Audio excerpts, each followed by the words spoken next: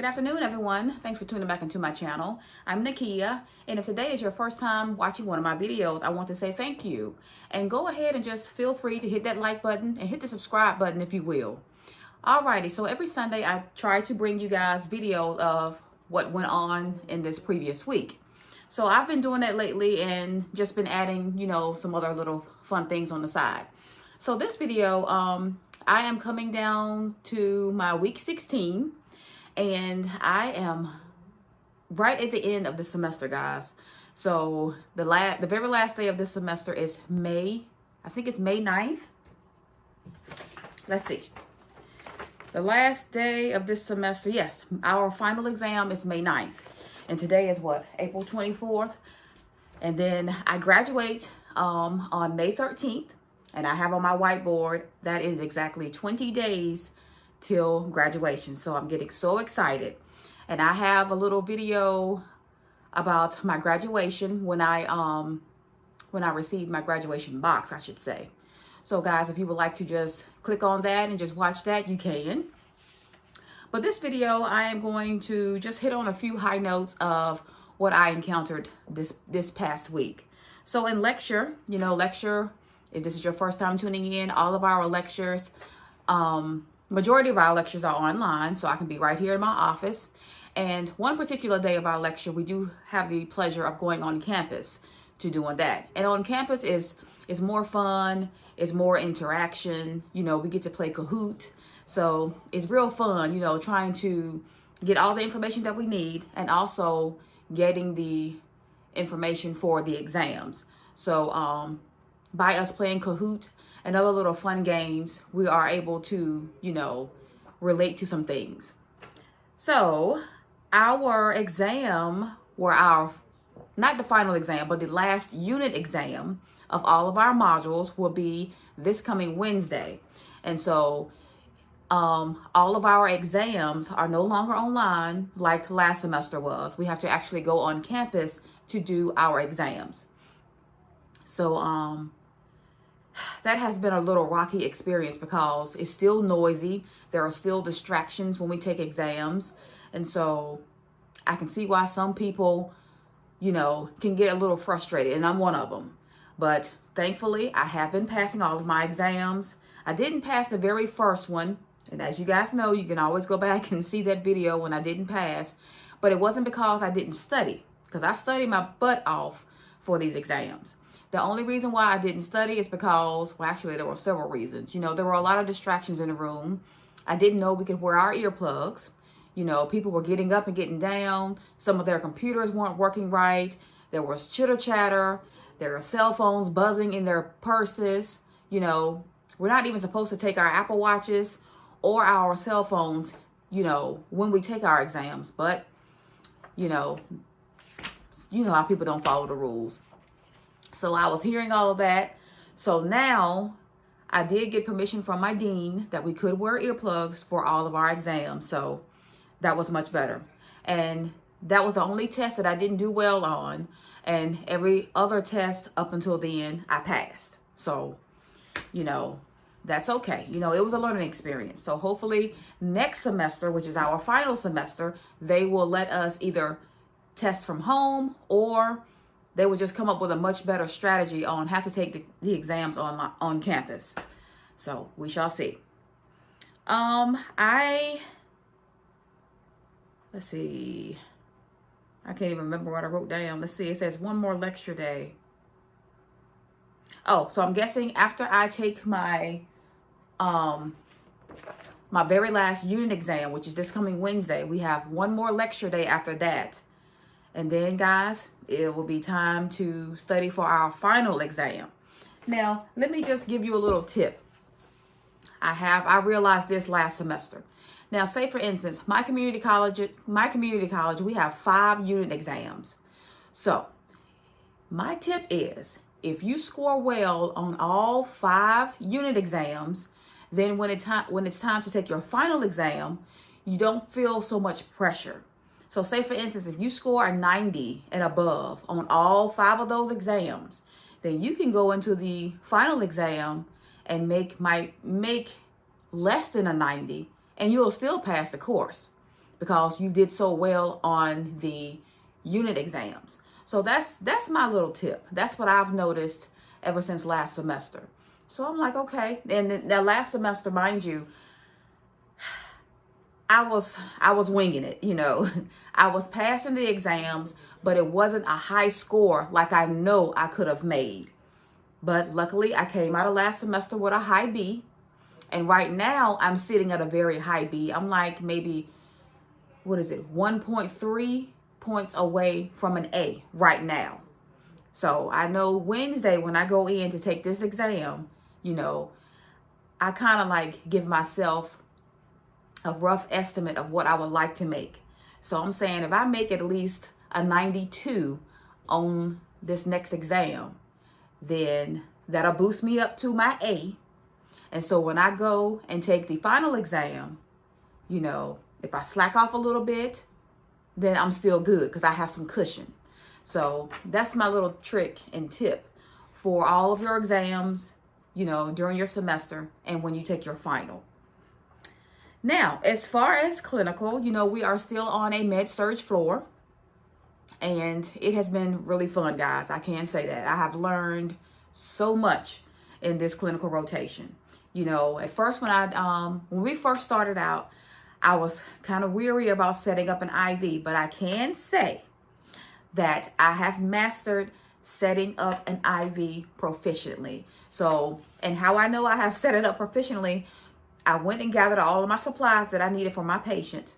And my instructor told me, yes, go ahead and prime your IV. And she walked out of the room. So that lets you know that your instructor has great confidence in you. And hey, when she came back, you know, she saw that my line was already primed. You know, it was ready to go. We were just ready to attach the medication and connect the medication to his IV, because he had an EJ. So I am so proud of myself. I got to give myself a pat on the back because when I first started, I was very nervous. I was like, oh my God. I came home and I watched Sarah, registered nurse RN, and it's another lady that I've been watching, and she did an excellent job too. I think her name is Lauren, and she's also an LPN, and she works in long-term care. So if I can find her video, I will be more than happy to link it or either put it in the description box. But Sarah, registered nurse RN, I'm pretty sure everybody who's in nursing school has ran across her videos because she is awesome. If you don't understand something in your textbook or you don't understand some of the lectures that you're going on, please, guys, please look up Sarah, registered nurse RN. I think her channel is called Registered Nurse RN, but her name is Sarah, and she is just awesome. I mean, if you don't understand nothing in your clinicals or even in your lecture classes, please look her up because she will literally break it down from A to Z, and you're gonna get it. All right, so I've already mastered, you know, starting the IVs, priming the IVs and the tubing.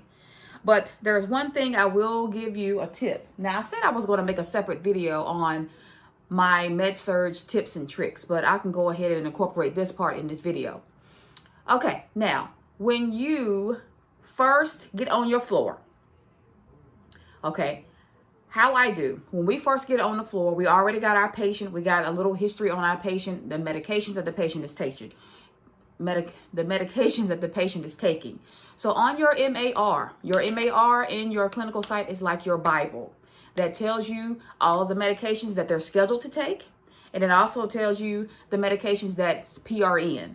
Okay, so I made this little boo-boo on Thursday, and I promise you I will never ever make this mistake again. So my patient was supposed to have been on an IV. Okay. He had the EJ on the right side of his neck, so that was a plus. But there weren't any fluids running. So that should have been my first assessment. That's always your first assessment when you walk into your patient's rooms.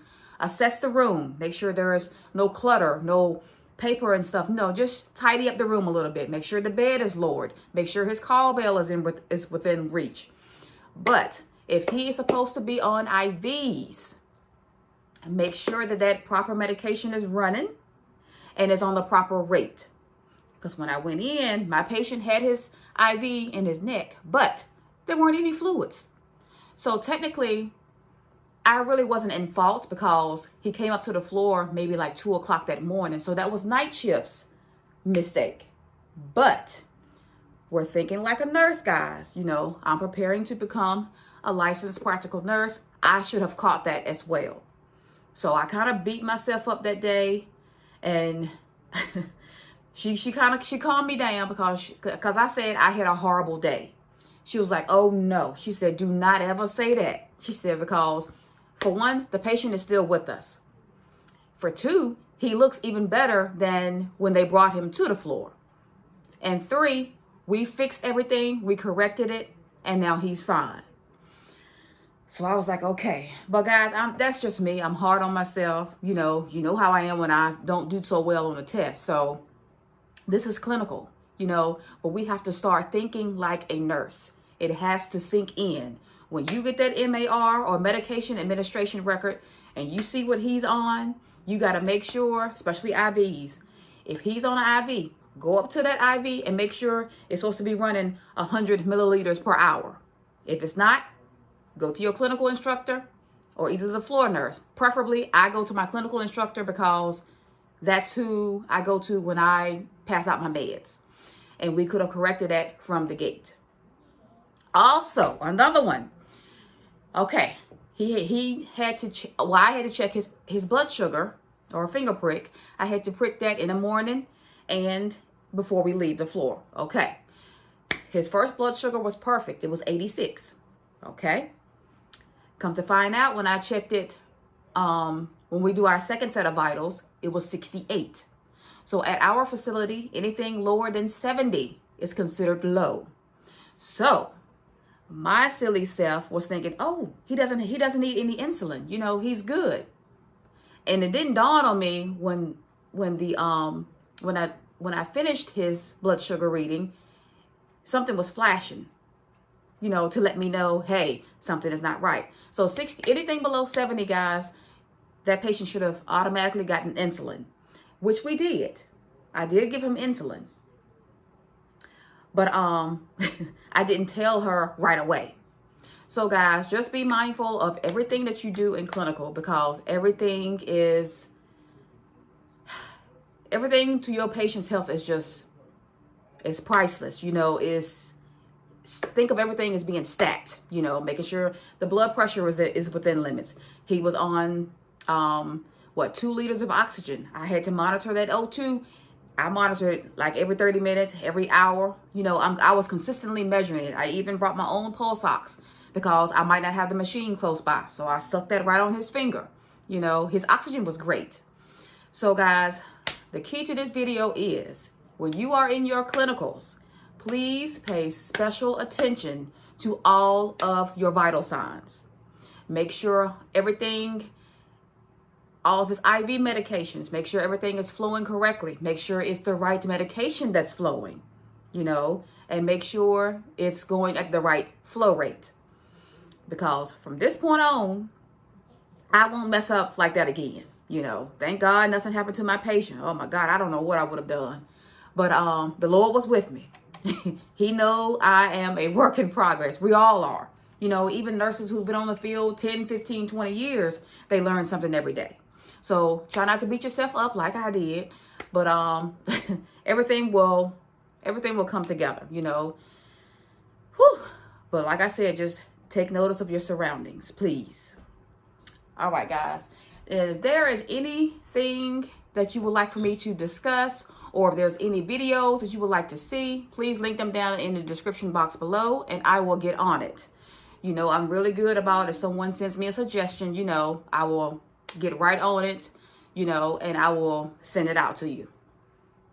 So this was a great video today, guys. At first, I wasn't going to tell you my little boo-boo, but I'm very transparent on my video. I keep it 100. So like I said, I'm still a work in progress. Even though I have, 10 plus years in the medical field, it doesn't mean, I'm not going to make a mistake. So nobody's perfect. All right, guys. So until the next video, be blessed and be safe. Bye-bye.